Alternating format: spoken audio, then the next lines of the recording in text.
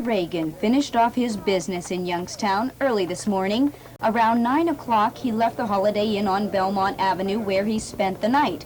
And he spent the rest of the morning paying tribute to Youngstown's shut-down steel mills. First, the motorcade and a caravan of 3 press buses carrying nearly 150 members of the media drove through a portion of the Campbell works of Youngstown Sheet and Tube. Pro and anti-Reagan demonstrators were at the entrance of the mill.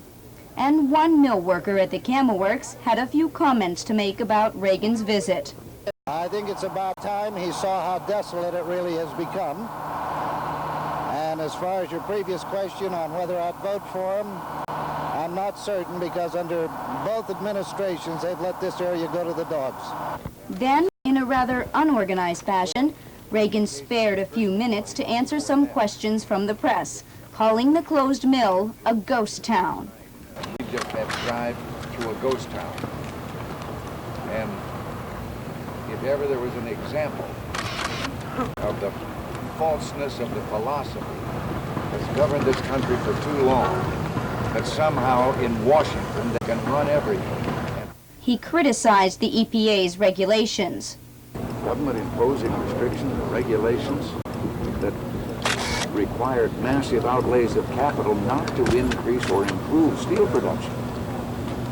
Improve the steel production at all. The outlays that were demanded by government, the way of the EPA, would have been to meet certain requirements of theirs. As a matter of fact, many of those things that would have been mandated would reduce steel production. Then he said he was in favor of community ownership of the mills, but against massive federal bailouts.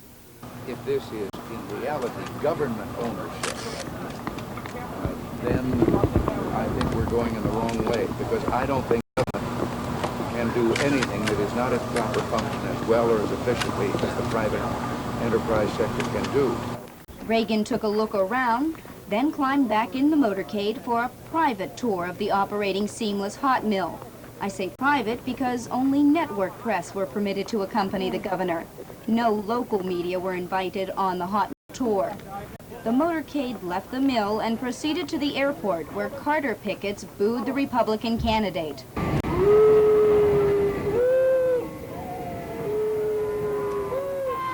Congressman Lyle Williams met twice with Reagan, once last night and again this morning.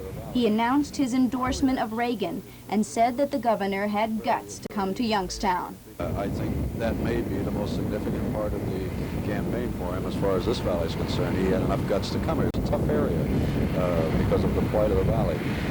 My reaction to his visit was very, very favorable, because he indicated that he's willing to listen to us. He didn't come up and try to come up with a magic formula to put people back to work in this. We've heard that before. We don't need to hear that again. After the tour, Governor Reagan left from Youngstown Municipal Airport en route to Chicago. For Newswatch 27, I'm Joanne Nader with the minicam at the airport.